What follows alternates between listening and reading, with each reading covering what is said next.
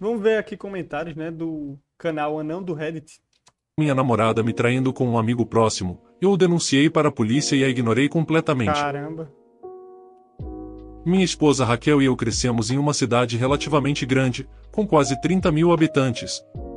Nós nos conhecíamos desde uma idade precoce, há cerca de 6 ou 7 anos, não consigo me lembrar exatamente. Mano, já parece coisa de anime aí, né? O protagonista com a protagonista já se envolvem já com 6, 7 anos. Éramos praticamente inseparáveis. Aos 16 anos, começamos a Ok. namorar. Quando completamos 18 anos, nos mudamos para trabalhar em uma cidade a algumas horas de distância de carro. Aos 20 anos, nos casamos e compramos nossa primeira casa. Mano, parece até aí tudo perfeito, né? Aos 22 anos, descobrimos que ela estava grávida de um menino. Foi então que o desastre Foi aí que aconteceu. começou. Cerca de 5 semanas antes de ela entrar em licença maternidade, uma estante grande desabou e a Fui informado Nossa. de que tanto ela quanto nosso filho instantaneamente. Nossa, que pesado, mano. Ambos já eram. Nossa. Dois colegas dela também ficaram feridos no acidente e um ficou paralisado e o outro perdeu a perna Caramba, que depois que teve que ser pesado. amputada.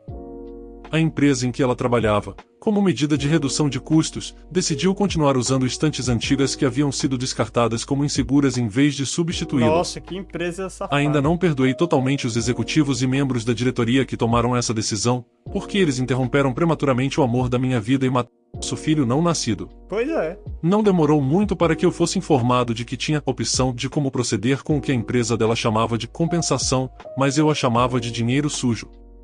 Eles queriam resolver fora dos tribunais para evitar um processo. Eu, por outro lado, estava atrás do sangue deles. Isso é justiça, né? Apenas para esclarecer aqui, isso não é vingança, ainda é parte do contexto. Felizmente, devido à cobertura que o caso teve, envolvendo vários políticos, o processo foi resolvido rapidamente no tribunal há aproximadamente 3 anos. 3 anos é tempo bastante, só que, né, no tribunal realmente 3 anos é rápido. E o valor pago a todas as partes foi quase 10 vezes maior do que o valor inicialmente oferecido. Muito bem. Muitas multas foram aplicadas a eles por violações trabalhistas, de saúde e segurança, executivos foram demitidos, outros foram presos, etc. Uma história para contar em outro momento talvez, quando me sentir confortável para compartilhar. E é impressionante, mano, como é que tem essas empresas que, tipo, exploram o trabalhador, né? E fazem essa sacanagem. Acontece uma tragédia e eles podiam evitar uma nova tragédia, mas não. Por questão de custos, não. Vamos deixar assim mesmo. Ninguém vai notar, né? Vai que. Nesse período, eu ainda estava trabalhando no meu emprego em telecomunicações. Minha mãe, que Deus abençoe, mudou-se para me ajudar durante tudo isso. Acho que eu teria desmoronado se ela não tivesse se envolvido tanto.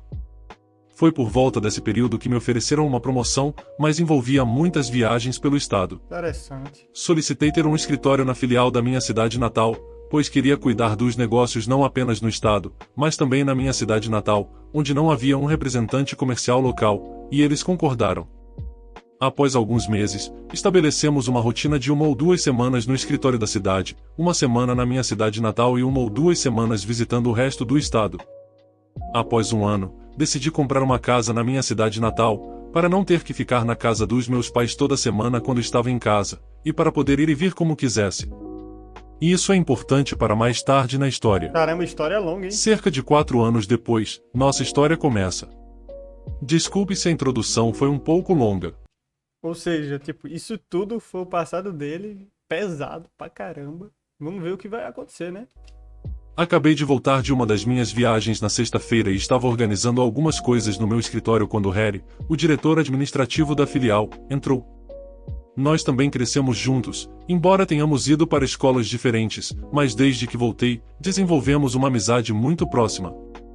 Ele perguntou como estavam as coisas e me convidou para uma festa em sua casa naquela noite. Peraí, ele não vai se relacionar com o diretor, vai? Foi uma notificação de última hora, mas eu disse sim. Sentia que era hora de relaxar com os amigos e tomar algumas bebidas. Foi lá que Harry me apresentou a Catherine. Ah, Ela era uma nova contratada na filial onde ficava o escritório da minha cidade natal e estava conhecendo todo mundo, pois era nova na cidade. Nos identificamos imediatamente.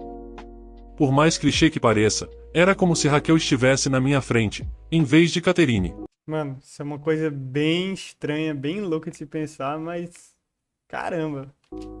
Não vou aborrecê-lo muito com os detalhes, mas depois de 2 anos de namoro, Namorar, decidimos dar o próximo passo e ela se mudou para minha casa na minha cidade natal. Tudo estava indo muito bem até este ponto. Mano, será que tudo que acontece de ruim é na cidade natal do cara? Não é possível isso. Caterine se dava bem com meus pais e os pais de Raquel também aprovaram e estavam felizes por alguém poder me fazer tão feliz quanto Raquel havia feito. Tudo estava indo bem por quase 1 ano, quando as coisas começaram a mudar. As sessões de Skype eram interrompidas repentinamente. Vizinhos me contavam sobre como um carro, descrito como o carro de Harry, era sempre visto estacionado no beco dos fundos Eita. perto da minha casa sempre que eu estava ausente. Algumas roupas que não eram minhas estavam no meu guarda-roupa. Rapaz, vai dar merda. O diretor que era um amigo que apresentou a namorada dele. Nossa, que plot twist. Todos os sinais apontavam para traição, mas ela dizia que nada estava acontecendo. Justo. Ela dizia que Harry vinha ocasionalmente discutir negócios, Não, tipo, eu acho que em teoria ele vai acreditar nela. etc., mas nunca passava a noite. Eu atribuí isso à paranoia minha e continuei como se nada estivesse errado, mas sempre havia essa sensação de que algo não estava certo. É aquele negócio, né? Tem algo estranho ao meu redor. Cerca de 6 meses depois, descobri que ela tinha Nossa. mentido para mim. Aí é foda, viu? Acabei de fechar um contrato bastante grande com uma nova empresa e as negociações terminaram mais cedo do que eu esperava. Mano, o cara se envolve com gente que não presta e, tipo, a culpa não é dele. Porque como é que ele iria adivinhar? Não tem como. Então, em vez de ficar mais alguns dias, decidi pagar um voo antecipado para casa e surpreender a todos. Avançando algumas horas, dirigi até minha cidade natal Nossa, o cara ainda tava querendo fazer uma surpresa pra mina dele. Meu Deus, mano, eu tô com muita pena desse cara. e pelo beco atrás da minha casa para entrar sem ser visto e surpreender Caterine. Uma parte de mim estava curiosa para saber se esse carro misterioso estava lá. Com certeza, havia um carro bloqueando a entrada dos fundos. Fiquei confuso por um momento, imaginando ser apenas um vizinho negligente estacionando. Caramba, você vê que ele sempre busca imaginar a questão mais positiva da coisa, né?